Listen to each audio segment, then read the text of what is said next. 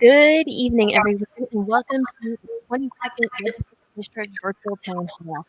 Tonight, you'll be hearing from both state legislators, Senator Sam Hunt, Representative Laurie Dolan, and Representative Jessica Bateman. Tonight, we just have the two representatives to start as the Senate is still on the floor, and Senator Hunt will be joining us shortly.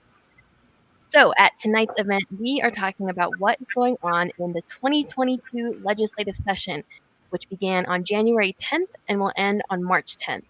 A lot of the questions that you will be hearing tonight were submitted to us in advance through a survey. And if you are tuning in now to this live stream, you can also post your question in the comment section on Facebook or YouTube, and a staff member will make sure to get your question to our lawmakers. So, to get us started, I am going to turn it over to our representatives for some brief opening remarks. Representative Dolan, can you get us started? I can sure do that. I'd like to start just by welcoming all the constituents in the 22nd. We know how smart you are. We know how smart you are from the questions that you've submitted to be answered tonight. And we look forward to doing that. So I am Laurie Dolan. I'm in position one of our three-member delegation from the 22nd. And I've been here. This is my sixth session. This is my sixth year that I've completed a legislative session. And I just have to tell you that this is the best job ever. I came to it late in life. I just turned, I'm about to turn 70 in about 5 more months. And so it's a great job to do right now because you can kind of use a whole life of skills and experiences to bring to the legislature. And we are a citizen legislature. So I'm going to stop there because we're going to have lots of time to talk as we do the questions.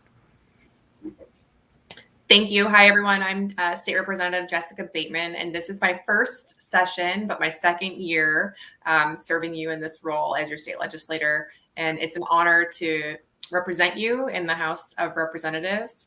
We are in week 3 of a short legislative session. In even numbered years, a short session is 60 days, and then in odd numbered years, it's 105 days. So the short sessions are fast and furious, and we're already out there on the floor passing bills. Matter of fact, we just wrapped up and exited the floor just 20 minutes ago, and I know Senator Hunt is still there passing bills. So we're happy to be here, and we will pitch hit for him while he is unable to be here, but he'll join us shortly. And I think that we're going to start answering your questions, and we can also talk about bills that we're working on if you'd like to hear about that. Thank you both for those wonderful introductions.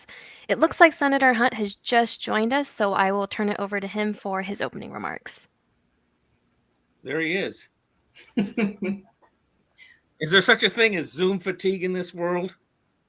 God, we spent from noon till 6:59 on the Senate floor passing bills and 2 hearings this morning. So if I look fuzzy-eyed and tired and I fall asleep on you, that's why. So I think Representative Bateman has done a good job of explaining where we are and what we're doing. We're in the process now of spending lots of time in committee meetings, more time on the floor as we go through. But next week is the cutoff day for bills to come out of committee in their House of origin. In other words, for the Senate to deal with Senate bills and committee in the House to deal with House bills. And then we'll spend a few days on the floor passing bills and sending all this good Senate legislation to the House. All right, thank you very much. We are going to get started with questions. And folks, if you are tuning in, this is a live virtual town hall with your 22nd district legislators. We're reading questions submitted to us in a survey, and you can also leave a comment with your question and we'll get that to your lawmakers. So we will start off with a fun, lighthearted question, and this is for all 3 of our lawmakers. Do you support the bill to make pickleball the state sport? Well, I think we should let Senator Hunt answer that. As the co-sponsor of that with our new Senator John Lovick, who moved over to the House to take the seat of Stephen Hobbs when he was appointed as our Secretary of State. Absolutely, we have moved it out of committee. It is awaiting action by the full Senate. It's in Rules Committee. And just a quick note on that for those of you who don't know what pickleball is, it's sort of a combination of expanded ping pong and shrunken tennis. Anyway, it was invented in Washington by Lieutenant Governor Joel Pritchard on Bainbridge Island when he lived there years ago. So It's a growing sport, and it's something that is native to our state. It's a great idea. I'm happy to support you in that effort, Sam. Thank you. I am as well, but I tried to get the state mushroom as a bill one time, and I was told that it was beneath me to pass a bill about that. So I don't know if we'll get through the House, Sam, but we'll try. We should have a state Yeah, they're fungi. always tricky. But look at the sponsor. You guys are bound to support Senator Lovick. Come on. That is true. It would be hard to turn John Lovick down. Yeah. Okay. All right. Thank you very much. Our next question came to us through our survey as well. This question is for all of our lawmakers. Why doesn't Washington State have a recycling law regarding cans? Oregon and other states have a law. Well, I'm not sure why we don't. Oh, go ahead, Sam. We do have a law of recycling cans. We do not have a deposit, but we have a law that deals with recycling cans and bottles. That's why we have curbside pickup throughout, I think, Thurston County and elsewhere. And it just hasn't proven to be supported to go to a can or bottle deposit, which adds time and effort at the local stores and things.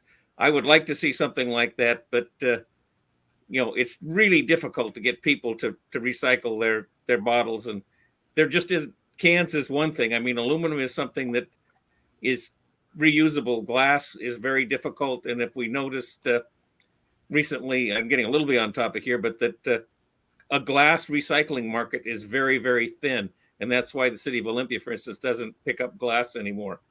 But boy, any effort we could do to increase aluminum recycling, because that's a valuable commodity and it can be, as I said, used over and over. And I'm less familiar with Oregon's model. I can take a look at that, but there is a bill that I'm really excited about, which is being sponsored in the Senate by Senator Mona Doss. And it's a bill that would require that manufacturers of products actually, if the product is not recyclable, compostable, or reusable, that they would have to pay into a system to ensure that those things are recycled. I think we have to switch from thinking that these things are just disposable and start thinking about the fact that manufacturers should be responsible for the entire lifespan of a product. We have a really big plastic problem with there's actually floating garbages. There's 5 of them in the Pacific Ocean where so much plastic has accumulated. We know that plastic is impacting marine wildlife, people. It's something that we definitely have to reduce. And I think that the first step is ensuring that those manufacturers are held accountable. If there's a financial disincentive for them, they might actually utilize compostable materials that are better for the environment. They have products that are made out of fungi, actually, that are reusable. We've seen corn products and other things. So that's a bill that I'm really, really excited about. I hope that we see movement on it in the Senate. It's Senate Bill 5697, I believe. Part of the recycling problem is we are not very good about throwing away like clean glass or recyclables without those really thin plastic bags. And because of that, places like China won't take our recyclable stuff or they can't take our things because it costs them too much to try to dispose of them once they get to China. And so that's one of the reasons we changed the plastic bag law in Washington State is those really thin plastic bags. They glut up all the machines that do the recycling in the recycling companies. And that's why we tried to get rid of those. That's one of the reasons we tried to get rid of those. Not only are they ugly to look at on the street, but they're hard to recycle. Yeah, I think it's disappointing that the grocery store that I go to just replace them with heavier plastic bags. And people are supposed to reuse those. I don't think most of them do. They still wind up in the garbage. Trying to get people, and I think they're 7 or 8 cents a piece now, but I would really like to see us, encourage more use of reusable bags. I take my bags to the grocery store every time I shop, for instance. And we got back to that at pretty much after the first part of COVID. Thank you, folks, for all of these great questions. I forgot to read the name. So that last question was from Lee, who submitted it through our survey. We have another question coming in from Paul on the survey sent out before this event. And Paul asked, how will you vote on a state income tax? That's an Yes. easy question for me. It's one of the reasons I ran for this office was to get either a capital gains tax or state income tax. And obviously, we passed the capital gains tax, and that's going to bring a lot of money into the coffers of the state of Washington once it gets beyond the Supreme Court. Yes, I would vote yes for it in a heartbeat as well. Tax reform is also something that I'm very passionate about. I think all of your delegation in the 22nd is recognizes how regressive our tax system is in Washington state and how that impacts our ability to have services for the people of Washington. The lower income people in Washington pay 17% of their income in state taxes. The millionaires and billionaires pay 1%. That's why I'm also sponsoring with Representative Frame in the House a wealth tax, which would tax the top 1% and get some equity to our tax system, which is grossly out of shape. And at the same time we do that, we could reduce the sales tax and the property tax and have relief for a lot of, well, for all of us, except the billionaires. Could I ask our moderator to put that website link in where people who are here can see it? Because Noelle Frame, who is our chair of our finance committee, she has worked tirelessly with a committee of representatives and business leaders, nonprofit leaders that went around the state. And one of the things they created is this website you can go to, and you can actually put in your own family's financial information and see how different taxes would change your tax structure for your family. It's a really cool thing they created, and I'd really encourage you to do it, because what it shows people is that a capital gains tax and an income tax is not going to hurt them probably as much as what we have in place right now. Laurie, could you share a little bit about what the tax reform work group does, just briefly, just so people know? So they had community meetings geographically around the state. And I actually went to the one in Spokane when they had that one there, because that's my hometown, and I was curious what feedback they'd get. And so they divided the audience up into small groups, and they asked them different questions, and basically pointed out that our tax structure is the most regressive tax structure in the United States, one of the most for sure. And it's like Senator Hunt just said, the poorest people pay the most in taxes, the richest people pay almost nothing. And that's not fair.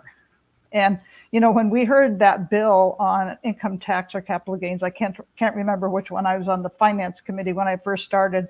There were millionaires and billionaires from Seattle that came down to testify that they wanted us to get either an income tax or capital gains tax, because they said, you know, we made a lot of money being citizens of Washington state. A lot of these people that came and testified were the early Microsoft workers who got shares of Microsoft when it was really cheap. And now they have a lot of money coming in. And they said, Washington state made it possible for us to have the wealth we have, and we should give more of it back to the state to help other people. And that's really what you hear the most in testimony on those bills.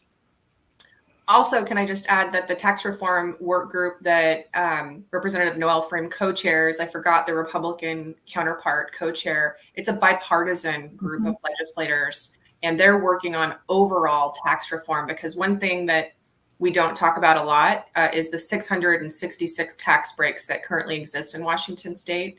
Many of those were created decades ago, and they just have continued to be on the books. And it's really hard to take away a tax break once it's in place. And there are so many, but they equal, I think the total of those tax breaks, if you add them all up, equals a year's operating budget. So one of the goals of that work group is to think more equitably about how we tax people in Washington state, and a long-term vision. And Representative Frame has been very dedicated in that long-term goal and vision. So there will be more work that continues to be done. And the surveys and the outreach that Representative Dolan just talked about is one element of that, to ensure people are aware of how our tax system works. So when we do bring forward that bill, that wealth tax, and those reforms, people will know and they will understand we can get support for it. Thank you all for that very thorough background. Folks, if you're watching this, we had a staff member just drop the links to that tax survey in the comments, and you can follow the link to take it there. We have another question coming in. This one is for Rep. Bateman, specifically from Dean. Dean asked, Rep. Bateman, can you please talk about your missing middle housing bill, HB 1782, and can you answer how this change in zoning will increase affordable housing? Yes, and I also want to give a shout out to Joe, who I see has joined us. Hi, Joe. Thank you so much for your continued support. So I have a bill. It's House Bill 1782, and we have a companion in the Senate. It's governor request legislation, and its goal is to lift bans on middle housing statewide. We're in a housing crisis. I think anyone can see that if you have a young person in your life that's trying to start out and buy a home, like my little sister who's 26. And she's a pediatric nurse. She makes a decent salary. She has a partner and she would love to start a family, and she can't find a home under $600,000 in the Puget Sound region within a half an hour of her work in downtown Seattle at a hospital. That's the reality for young people and Washingtonians all across the state. It is not sustainable.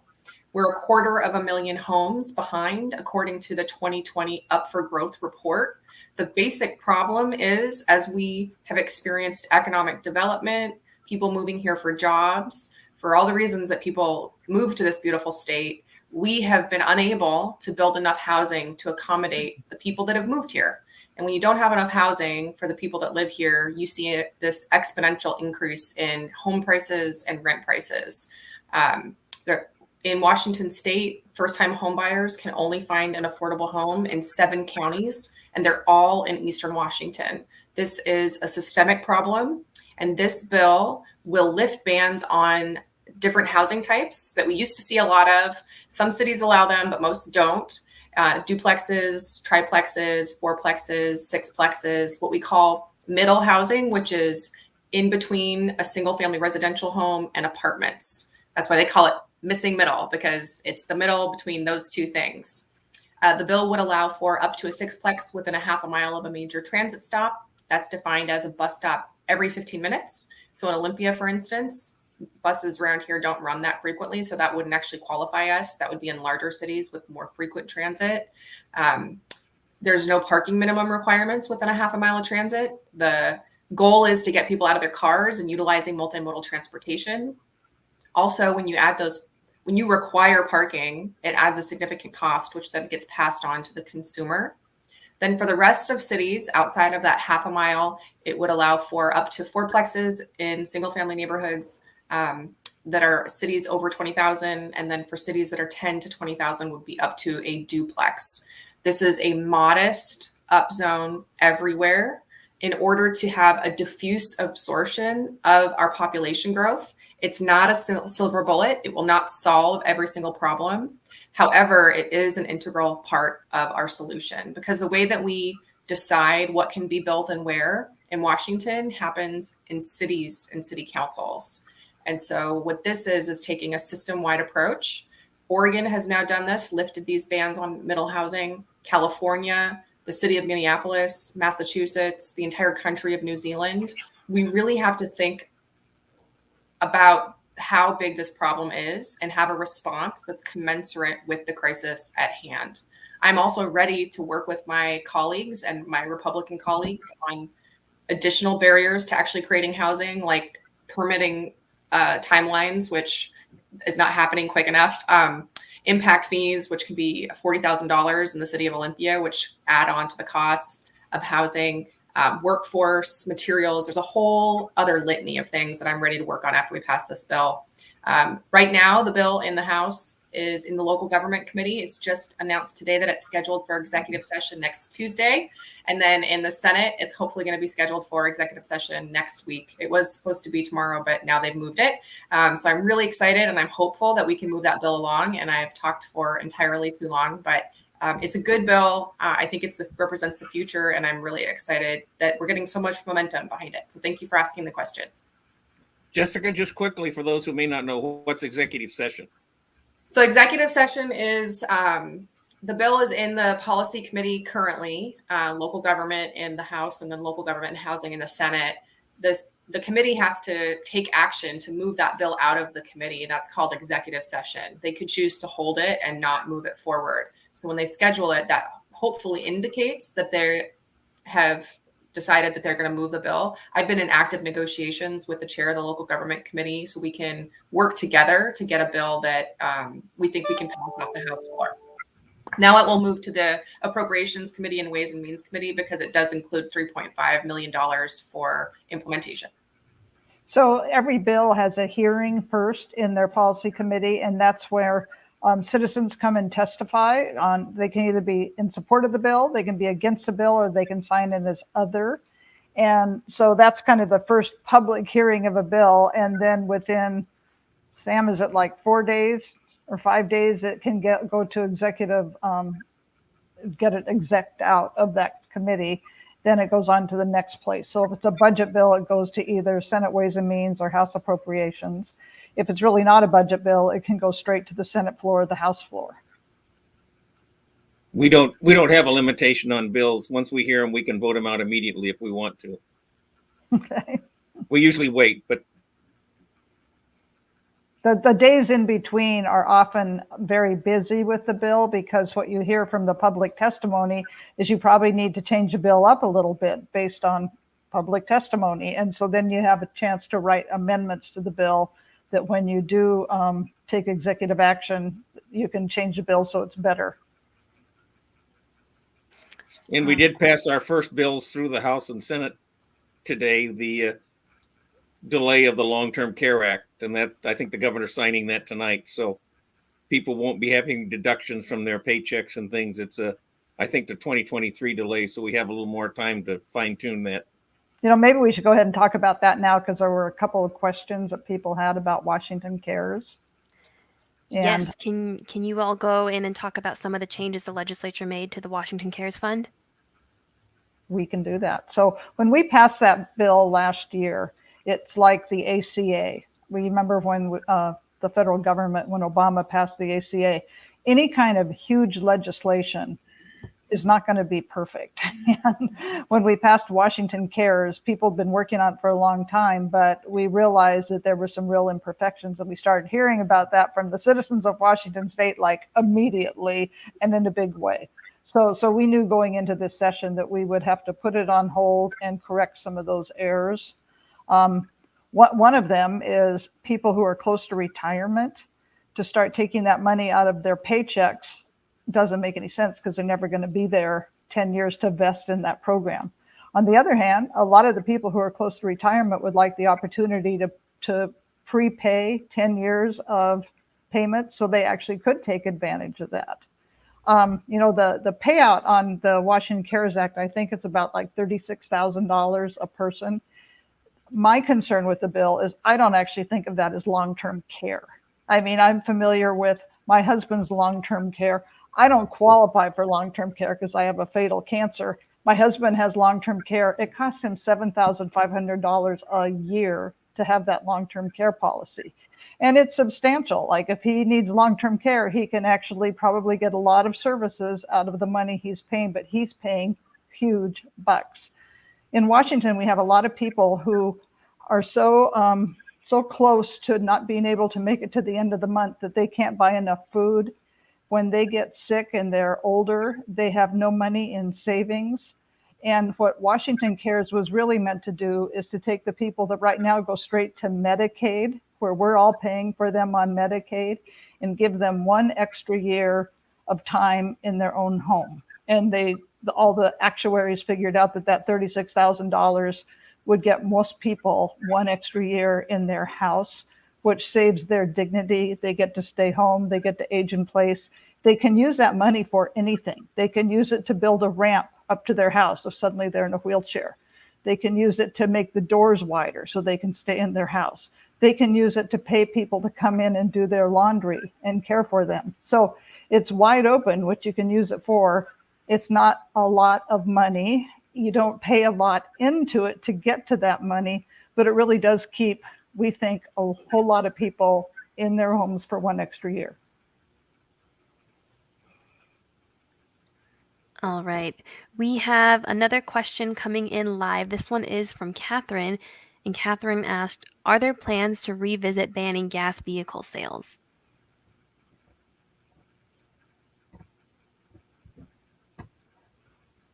Not that I know of. That's going to take something at the federal level, not at the state level. Certainly, we're having more incentives for electric cars, putting in more electric vehicle charging stations, and encouraging that. But I don't see an outright ban on fossil fuel run cars. You know, the major manufacturers are all saying that I think by 2035, they're not going to make gas vehicles anymore. It's going to be all electric. And the other dilemma we have is we've got to figure out a way to pay for transportation in our roads if we quit selling gas to people. Because right now, gas sales are the main way we pay for our roads. And electric vehicles need roads just as much as gas-powered vehicles need roads. So we, as a state, have to figure out how we're going to get the money to pay for the roads we all expect in Washington State. And that's going to be an interesting work group that works our way through that. I would add that all those things are true. And one other thing that we did last year was we directed, I believe, the Department of Transportation, not Ecology, to map out areas where electric charging stations are needed, where we have gaps in those services. So as more people start to come online with electric vehicles, we will have that infrastructure ready. I think currently in Washington, it's less than like 7% of people have electric cars. The other thing to keep in mind is even if every single person in Washington switched to an electric vehicle tomorrow, well, no, let me go back. That wouldn't happen. So just when we transition to electric vehicles, it's going to happen over a significant timeline. So we have to take actions to get people out of cars utilizing multimodal transportation, because not everyone can purchase an electric car right now because they are so expensive. And so it's going to happen over a long time, and that won't enable us to achieve our climate goals in the time period that we need to. So the answer really is establishing that infrastructure for electric vehicles, making sure that we can get people buying electric vehicles, but also utilizing other forms of mass transit and having livable, walkable communities where people can actually get out of their vehicle, walk to a store, walk to amenities. And that is all predicated on density and where housing is and how much housing is there and how many people are there. Multimodal transportation is inextricably linked to density. It's actually predicated on densities. So we have to be thinking about land use as we think about transportation.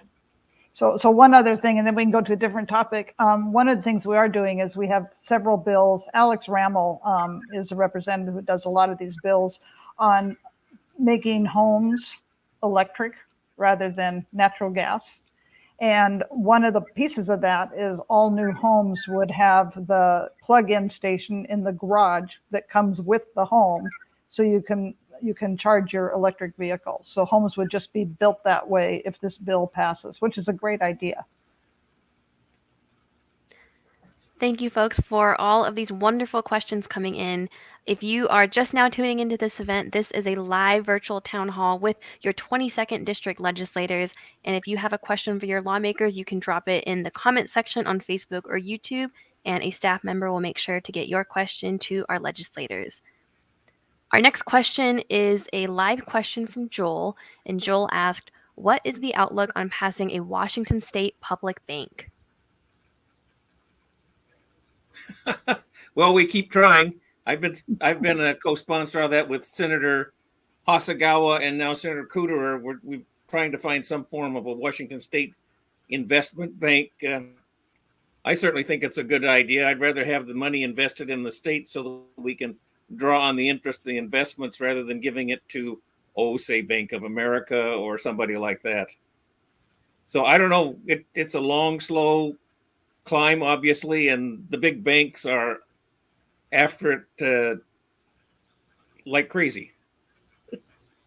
No, Carolyn Barclift is really into getting this passed. And for those of you who know Carolyn, you might reach out to her and see if you can help.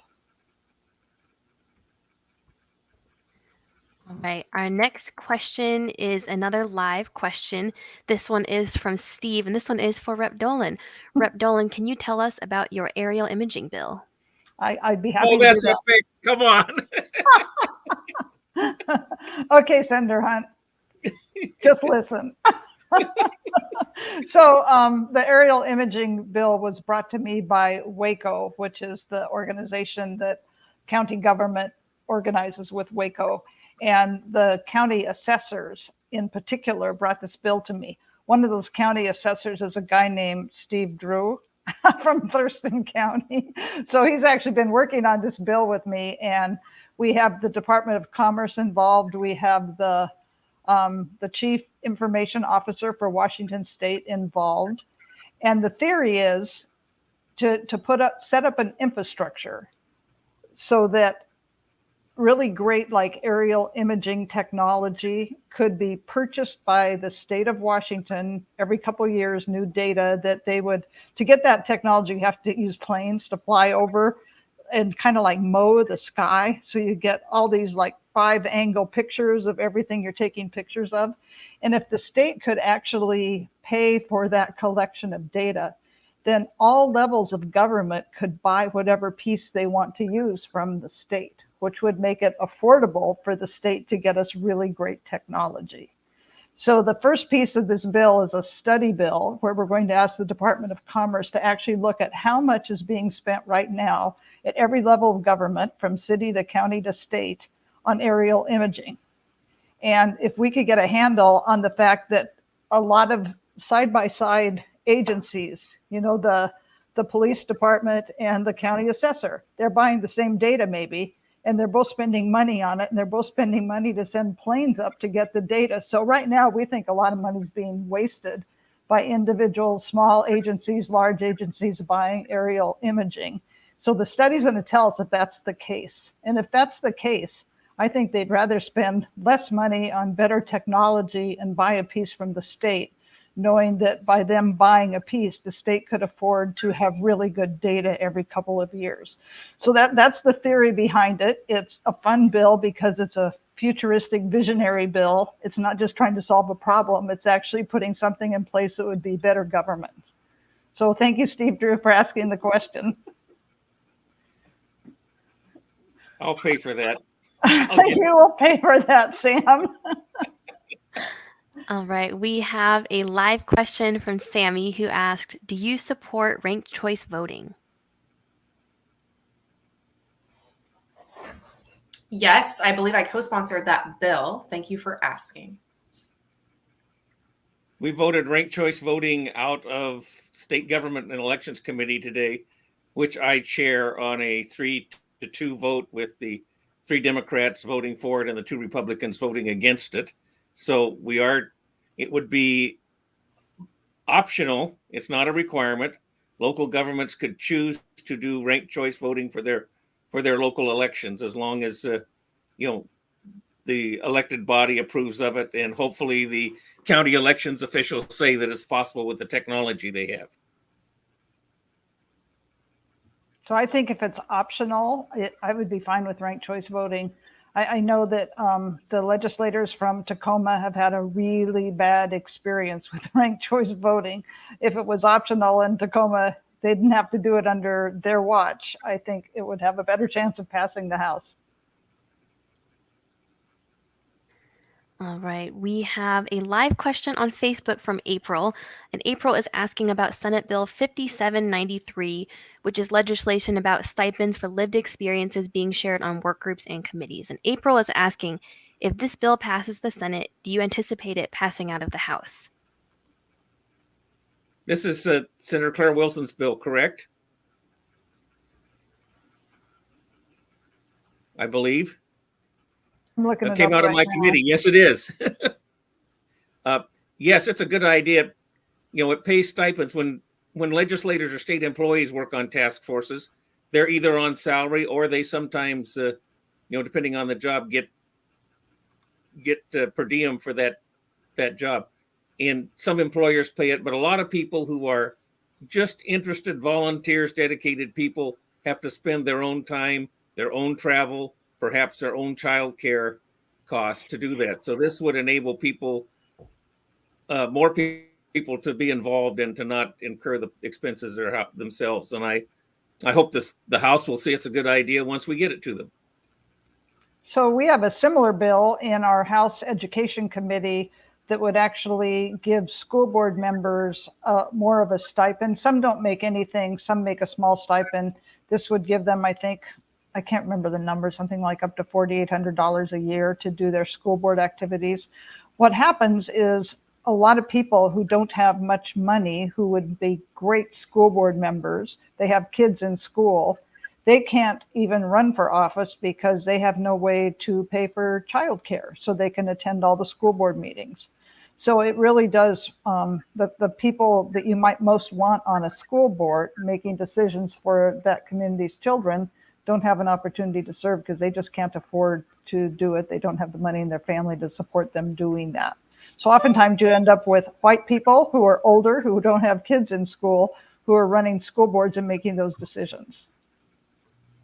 I would just add that I believe it's about equity. And if we have citizen advisory groups or task forces that have hopefully committee members that are reflective of the communities that we serve or the topic areas that those task forces are supposed to be studying or representing, a lot of the times people that have that lived experience or people that have been historically excluded from governing or the process to govern, we want to make sure that their voice is heard and that they're at the table and that we're hearing from them. So barriers like access to childcare or mass public transit, not having a vehicle, those are the types of things that we have to consider. And we want to make sure that people have compensation for that.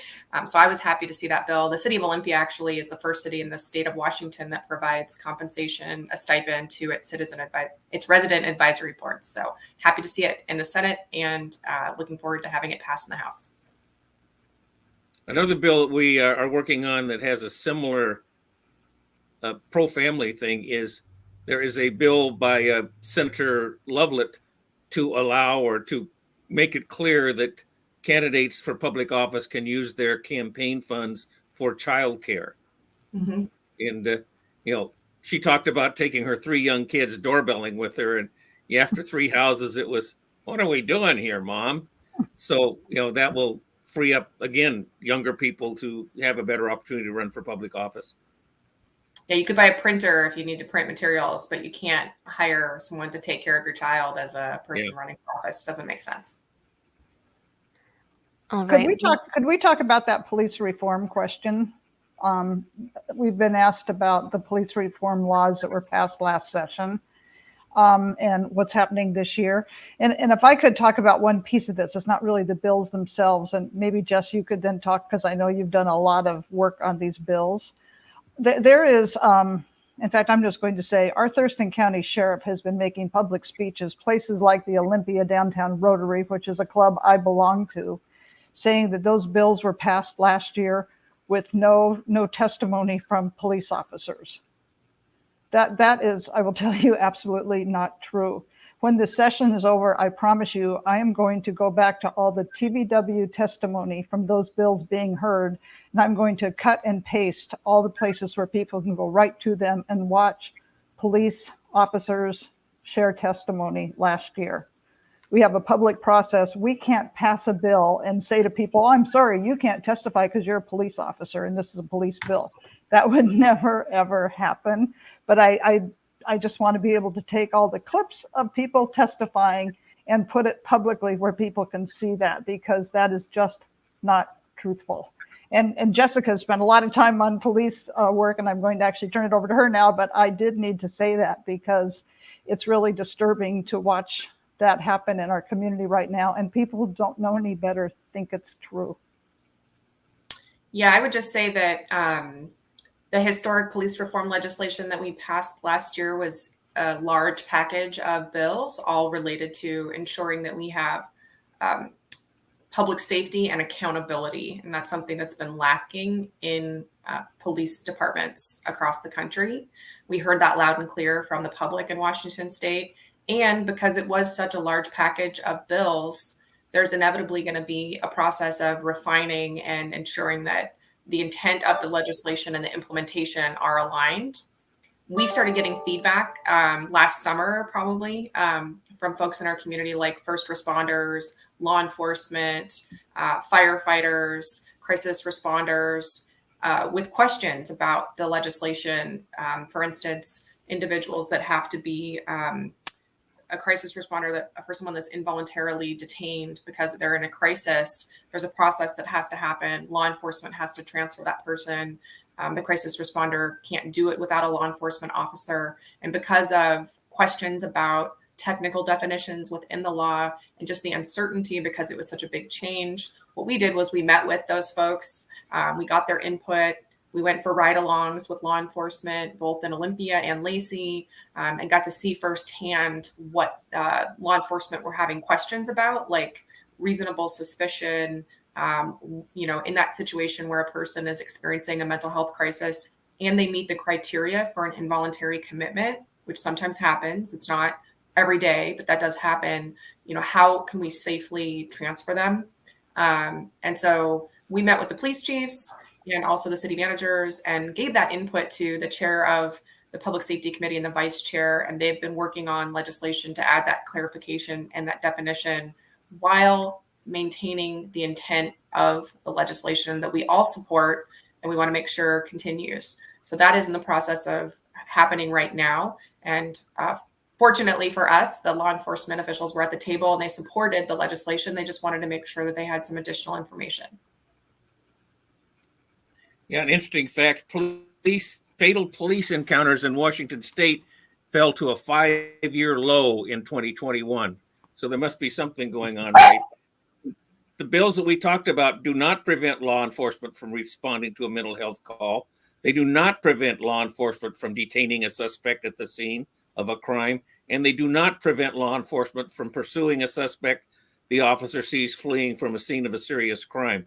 Those have all been alleged by some law enforcement people, but we have been very fortunate working with the Lacey and especially the Olympia Police Department, who I think have been looking at this very fairly and have been helpful in pointing out, yes, there are some weaknesses, but we're on the right path. So a lot of these police reform conversations started right here in Thurston County when those two kids, and a lot of you, I'm sure, remember this, those two kids stole beer from the Safeway over by the mall, and they were running away and they were told to stop and they didn't stop. And so one of them was shot in the back for stealing a case of beer and running away. And that's kind of where the public got more involved. Leave it to Thurston County to actually be concerned about that, and happened to be a Black young man, which made it more concerning. And so that's really, the conversation started here in Thurston County. And then obviously with what we've seen on TV with some of the deaths of Black people has gotten the nation more worried about it. But really our police chiefs and their attorneys came and met with us, and they were awesome in pointing out precisely what parts of that law needed to be fixed. And those are the ones that are getting fixed this session. And I can't thank them enough, first of all, for putting their lives at risk every single day to defend all of us. I don't know the percentage, but I'm guessing 98% of police officers are the people who saved, like that little girl that was choking on TV last night. That police officer showed up in a knife time, turn her over and save her life. It's those people who put their lives on the line for each of us. But they came to the table and they helped us know what we needed to change. And we are very, very lucky to be served by them in this community. All right. Thank you very much, everyone. We have an affordable housing question for Rep. Bateman, circling back to that middle housing discussion from earlier in this event. This question is from Larry on Facebook, who asked, what will you do to make the new housing affordable? Newly constructed housing is usually more expensive, so what will we do to provide a pathway to ownership? Thank you, Larry. Nice to see you again. I saw Larry at council meetings. So good question. Like so many things, housing policy is complicated. And when I think about housing, I think of an ecosystem, and we need all kinds of housing because we are 250,000 units or homes behind. You are correct. Brand new construction is the most expensive. Think about it like the market for vehicles. Brand new cars, like my electric vehicle that I just bought, is the most expensive. And then after a few years, if I trade that in, it's going to be less expensive for another consumer if they want to purchase it That is an economic term that we apply. It's called filtering. So this bill is designed to allow for housing to be built. Just allow it. And what we do know is that middle housing is more affordable than single family homes. In Thurston County, for example, the median home price is now $480,000. In King County, it's $830,000. It's pretty simple math. If you have a fourplex, take a $500,000 home and divide it by four. That's now much more affordable than a single family home. So this bill isn't solving the affordable housing crisis in and of itself. It's simply zoning for diverse housing types that are more affordable. The city of Portland legalized middle housing a couple of years ago, and they've seen the fruits of that labor with more affordable housing being built. I will also say we have to continue investing in the Housing Trust Fund, which is our state bucket for affordable housing. We also need to expand community land trusts that keep the ownership of the land underneath the home, like Habitat for Humanity. And I know you mentioned that, Larry. I'm supportive of increasing investments in those. And in fact, Habitat for Humanity endorses my bill and sees how it could help them build more affordable housing. Also, cities, because of former Representative Beth Dolio, now have the ability to pass a home fund tax by a councilmanic vote. And we've actually seen just yesterday, the Thurston County commissioners passed the home fund tax, and that will be garnering $8 million per year, I believe, with the city of Olympia combined with the county. We need local governments and counties to invest in affordable housing. If it's going to be affordable and it's brand new, it's got to be subsidized. The state can't do that by itself because we don't have, it's tens of billions of dollars. So we do need a private sector, public sector partnership. It's going to take a lot of work, like those other issues that I mentioned, permitting, impact fees, workforce, and materials. I'm ready to work on all those things. This is the first step just to allow diverse housing to actually be built in the first place. Thank you for the question. All right, and looks like we have time for one last question before we head to closing remarks. This is a question submitted from John in our survey from before the event, and John asked, when will a decision be made regarding the bi-yearly time change? Oh, year-round daylight saving time or whatever, huh? We passed a bill through the House and Senate. The governor signed it several years ago to move Washington to permanent daylight savings time. Unfortunately, it takes an act of Congress to do that. So we are waiting, like everybody else, for Congress to act on that. Senator Patty Murray and Senator Cantwell are supporters of that, but it has not come to a vote on the Senate or House floor yet. So we're hoping that we get there. We're just, like everybody else, waiting. All right. That was our last question of the evening, folks. Thank you so much to everyone who submitted questions for our lawmakers, whether you gave us a comment or asked a question in the survey beforehand. I am now going to turn it back over to our lawmakers for some closing remarks. Senator Hunt, can you get us started with those? Oh, I guess I could. Sure. I just want to thank all of you for taking time this evening. Obviously, for everybody, this is a busy time, but for us, there's no stop. As I said, I started at 8 o'clock this morning staring at a screen, and my eyeballs haven't fallen out yet, but they're getting close. Working on bills in the Senate, then we'll work on bills in the House, and hopefully we've got a lot of issues that we want to address that we talked about today, and other things, elections. One thing that I'm working on is COLA for Plan 1 retirees. There are a lot of Plan 1 teacher and state employee retirees who got a little COLA 2 years ago. I also have a bill to make that permanent that hopefully in the next year or so we can get that passed.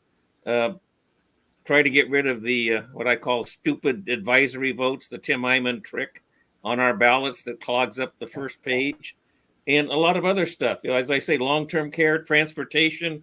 Certainly transportation is important and vital in trying to make sure that we have funding to address I-5 from DuPont to Little Rock, especially around the Nisqually Bridge and the Nisqually River. I took a bump tour. I think Representative Dolan did, and I don't know if Representative Bateman did this year or not. But you go down the river with Willie Frank, who's the chair of the Nisqually tribe, and the river has changed course and is changing course. And if we get a big storm and a big flood, it probably won't go under the bridge. It'll probably go straight through that neck and wipe out I-5. And think of what we would have for a transportation bottleneck if that happened. So that is just as important to us and to I-5 as the bridge of the Columbia River crossing between Vancouver and Portland. And thank you all. I'll just go ahead and jump in. So one of the things that we didn't get to talk about, and I'm going to bring it up, I was going to bring up COLAs, but Senator Hunt already did that. We have worked really hard on trying to get a permanent COLA. We will continue to work really hard on that.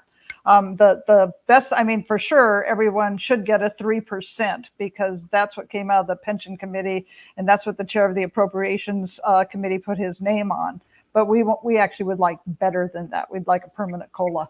The one I want to talk about quickly is the governor in his budget. He actually wrote a bill that he asked me to sponsor on his behalf that changes the prototypical model for school funding.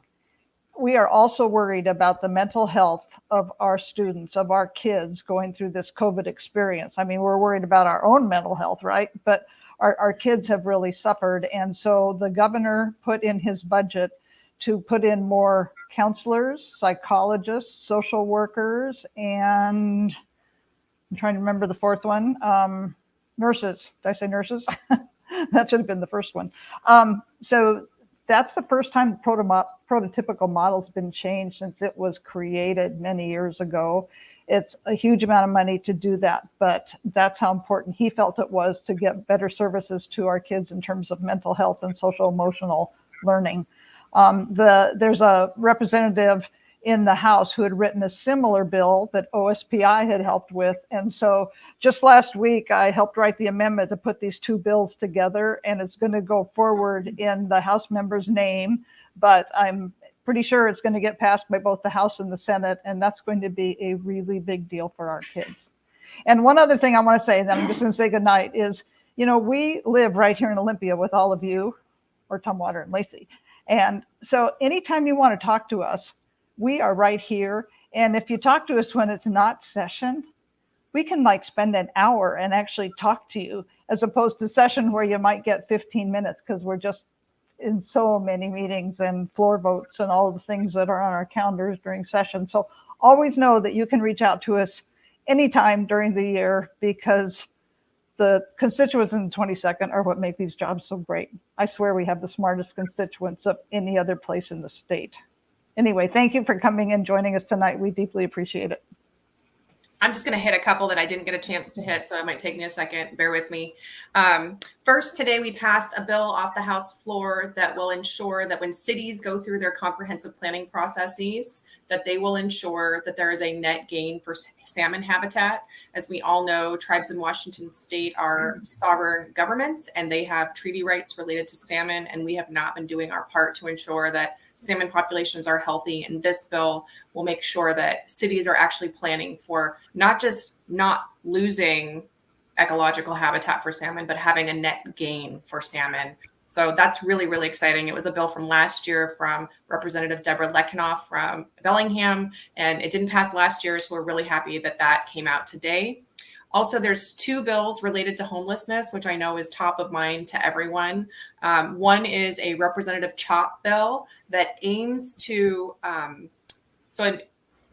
people that are on Medicaid, that are low income, that get healthcare through the government, we get a federal match from CMS, Centers for Medicaid Services. And one thing that does not happen is there's no payment for housing. So if you're homeless, you might have health care paid for by the state and the federal government, but it doesn't pay for your housing costs. And when we have chronically homeless individuals, that being homeless contributes negatively to their healthcare outcomes, it's not good for anyone. And so his bill really tries to draw a connection between medical necessity and need and healthcare for homeless folks. And the long-term goal of that would be to get funding for the actual housing costs for unhoused people that are chronically homeless. It might seem like a no-brainer to folks, but it's a real gap in our system. And I, for one, having worked on homelessness and housing for 7 years, really see this as a potential to be a game changer. So I'm really excited and applaud him for that work. Representative Nicole Macri has a bill that will add a permanent supportive housing representative to our Affordable Housing Council. For those of you that don't know, the Office of Financial Management, which is our state agency that does basically all the money stuff, they came out with a behavioral health assessment for our state in 2017, and it found we need 17,000 beds for permanent supportive housing for chronically homeless people, and we have no plan for how we are actually going to achieve that. We're creating about 1,000 per year. So in 16 years, well, a little bit less now, we'll be, net zero with that. So by adding this individual to that council and the Representative Chop bill, I think those are two bills that are really, really integral to addressing our chronic homelessness in Washington state. Also, the governor included $800 million in his budget for homelessness, quick shelter, so like buying motels, permanent supportive housing, my bill, a lot of different things. If people have questions about that, I can send it to you. And then lastly, this relates a little bit to Larry's question. I have a bill from last year that did not pass out of the Senate. We passed it out of the House, House Bill 1157, that would provide a real estate excise tax rebate to cities that actually build middle housing. And I really think that this is an opportunity as cities grow and change and get more density, that cities could use that money for affordable housing just as a regular cost of doing business. We could just incorporate that into, as we grow, we know that we need to build more affordable housing. There's a potential for displacement. We want to put aside that money specifically for that, so we have resources for people and for affordable housing. And I'm really hopeful that that will pass along with my bill 1782. And with that, I will thank everyone for being here today. We are always more than happy to talk with you one-on-one. During session, it can be kind of tricky and difficult because we're so busy, but we are here during interim, and we are more than happy to meet with you if you have questions or if you just want to chat about an issue. So please get in touch with us, and hopefully we'll see you for another town hall soon. And that is all the time that we have this evening, folks. Thank you so much for joining us. We had so many great questions tonight. And like your lawmakers said, if we did not get to your question, you can directly reach out to their offices to have a conversation. And their contact information will be shown on the screen right after this. Thank you again, and have a great evening. Bye, everybody. See you soon. Good night.